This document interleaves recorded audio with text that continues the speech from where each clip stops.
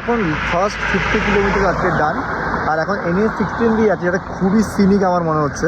একবার সবার আশা হচ্ছে এই রাস্তাটা পুরো বোম্বে চলে যায় আমাদের কলকাতা থেকে। ভেরি বিউটিফুল রাস্তা। দেখো তোমার কাছে আমরা যেখানে দাঁড়িয়েছি NH16, আমরা যাচ্ছি ভুবনেশ্বরের দিকে। ওদিকে গেলে গোয়াও পাওয়া যায়। আর লিটারেলি ম্যানিফেস্ট করেছিলাম এই রাস্তাটায় যাবো, যেদিনকে আমি গোয়া যাচ্ছিলাম সেই রাস্তাটা পাশ দিয়ে যাই ওরা লাইনের আন্ধ্রপ্রদেশ এদিক দিয়ে। ইটস এ ভেরি বিউটিফুল রাস্তা। তো এখন কাটাকের একটু আগে দাঁড়িয়ে আছি আমি। মোটামুটি আমার আর 46 কিলোমিটার মতন বাকি আছে। সো একটু সুসু ব্রেক নিলাম রিভার পেট্রোল পাম্পে। আর রাস্তা খুব ভালো, মানে একদম স্মুথ টারম্যাক, একদম চলেই যাচ্ছে, কোনো রকম বাঁক নেই।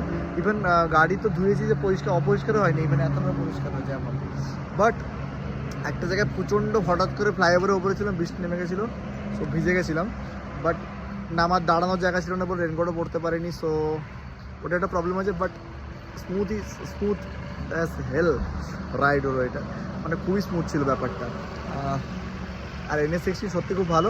মাঝখানে কয়েকটা জায়গায় ডাইভারশন রয়েছে, but otherwise is very good. বৃষ্টি হলে একদম কোনো রকম বোঝাই যেত না যে আমি এতটা রাইড করেছি। Otherwise is good. ওর বৃষ্টির জন্য একটুখানি ধকল লাগছে, but is okay. Come back to room. এখন আর কিছু করার নেই, খুব টায়ার্ড। 478 কিলোমিটার্স চলেছে পুরো।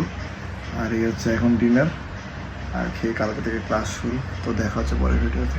টাটা, সঙ্গে থেকো। আমি জানি না কোথায় যাচ্ছি, বাট তোমরা আমার সাথে যাচ্ছ।